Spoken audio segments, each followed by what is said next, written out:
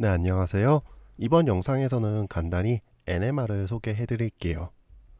이미 NMR에 대해서 올린 영상들이 있기는 하지만 초기 영상이라 음성이 없거나 생략한 내용들이 꽤 많이 있어서요. NMR 분광기에 대한 간단한 소개 영상이니 가벼운 마음으로 시청을 해주시면 좋을 것 같네요.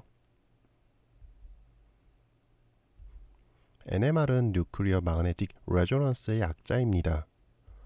그러니 번역을 하자면 NMR 분광기는 핵 자기 공명 분광기가 되겠네요. 핵이니 자기 공명이니 조금은 어려워 보이는 단어들로 구성이 되어 있기는 하지만 일상과 전혀 동떨어진 분석 장비는 아닙니다. 병원에서 촬영하는 MRI, Magnetic Resonance Imaging과 같은 원리이거든요. TV 드라마나 일상에서 MRI는 자주 등장하는 병원 영상 의학과의 주력 장비이니 아주 가깝지는 않아도 너무 먼 친구는 아니죠. 다만 아시겠지만 병원에서도 MRI 촬영은 비용이 비싸잖아요. 기본적인 병원 검사들, 예를 들어 혈액 검사가 몇만 원대라면 MRI는 기본 수십만 원입니다. 게다가 원한다고 바로 촬영이 가능한 것도 아니죠. 대학병원에서는 응급이 아니면 촬영 예약까지 걸고 추가로 방문해서 촬영을 해 주어야 합니다. 근데 정말 검사 과정도 비싸고 귀찮고 해석도 전문가가 필요한 까다로운 검사법이죠. 다만 동시에 병원에서 MRI는 그만한 값어치를 하는 검사법입니다. 허리 디스크가 파열되거나 뇌혈관에 문제가 생겼을 때 환자의 정확한 치료를 위해 꼭 필요한 상세한 상태 진단을 위한 장비이거든요. 다른 방식, 다른 장비로는 불가능한 진단을 가능하게 하죠. 네, 정말로 여러 분야에서 MRI는 대체 불가능한 진단의학 장비입니다. 연구실에서의 NMR도 그렇죠. 대체 불가능한 구조 분석 장비입니다. 실험도 복잡하고 장비도 비싸고 해석도 까다롭지만 충분히 그러한 귀찮음을 감수할 가치가 있는 분석 방법이죠. 저의 개인적인 대학원 시절 분석 장비이기 때문에 편애하는 것은 아니고요.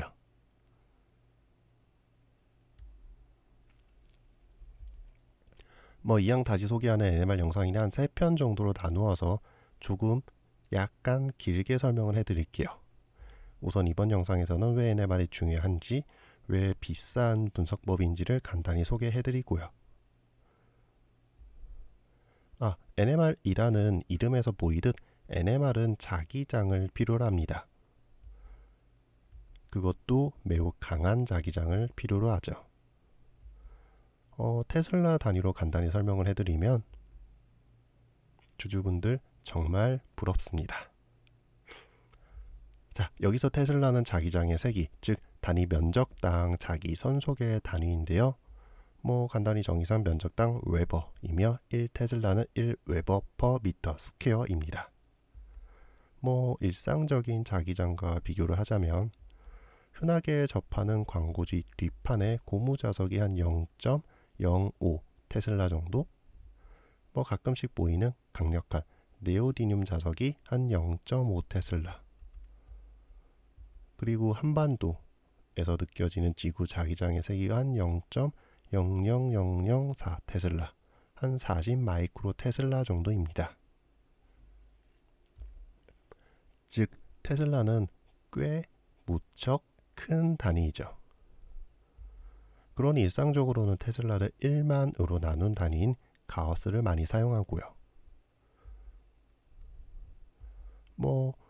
간단히 보자면 테슬라가 너무 큰 단위이니 매번 소수 표현이나 접두사를 붙이기 귀찮아서 사용하는 것 뿐이죠.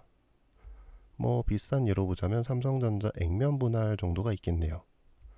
한 주당 가격이 너무 비싸서 소액 투자자들이 진입하기 어려우니 50분의 1로 기존 한 주당 265만원을 53,000원으로 액면 분할한 것과 비슷하다고 생각을 하시면 될 것 같아요.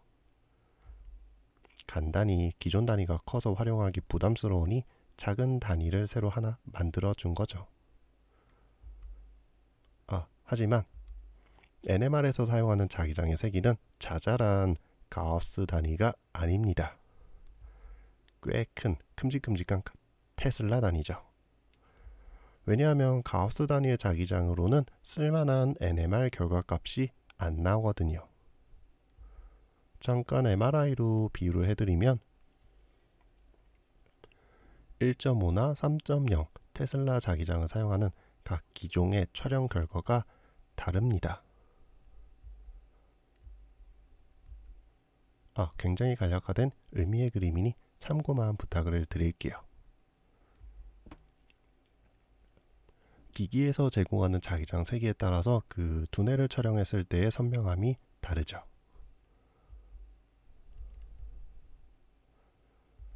만약에 여기에 가우스 단위의 자기장을 사용을 한다면 뇌의 주요한 특징 정도는 확인을 할 수 있다고 해도 그 자세한 분석은 무척 어려울 겁니다. 특히나 해상도 문제 때문에 회백질, 백질의 구분과 미세 뇌혈관의 확인이 무척 어려울 테고요. 그러니 MRI로 쉽게 확인이 가능한 디스크나 관절과 같은 부위는 일반 병원에서 구비하고 있는 1.5 테슬라, 때로는 0.5 테슬라 장비로 촬영을 해도 충분하겠지만은 뇌혈관과 같이 미세한 분석이 필요로 하는 경우에는 상급 종합병원을 방문해서 3테슬라의 스펙의 고해상도 MRI로 촬영을 진행하는 것이 추천되는 이유이기도 하고요. 다만 언제나 그렇듯 그 세상살이가 만만하지는 않은데요. 성능이 좋아지는 만큼 그 대가도 확실히 지불을 해 주어야 합니다. 왜냐하면 일반적인 구리선과 같은 코일을 이용해서는 테슬라 단위의 안정적인 자기장 출력을 만들기 힘들거든요. 왜냐하면 구리의 저항이 작다고는 하여도 가해지는 전류의 단위가 막대해지니 발열이 심해져서 구리 코일이 과열되거나 아예 망가져 버리거든요. 순행식 방식을 했던 적도 있기는 하지만 그 분석용으로는 조금 부적합한 안정도를 가지고 있고요. 그러니 안정적으로 막대한 전류를 흘러주어서 강력한 자기장을 균일하게 제공해주기 위해서 NMR 또는 MRI에서는 매우 혁신적인 방식을 사용합니다. 일반 전도체로는 불가능하니 초전도체를 사용하는 거죠.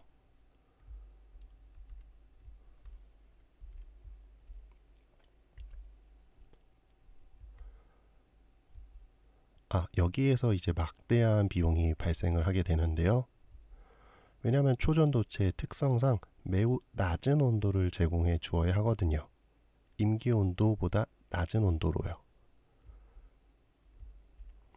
가장 널리 사용되는 나이오비움 티타늄의 임기 온도가 약 10K, 10켈빈 정도 되니까 그 이하로 낮춰줄 필요가 있는 거죠. 그래서 어쩔 수 없이 비싼 액체 헬륨에 담겨져 있습니다.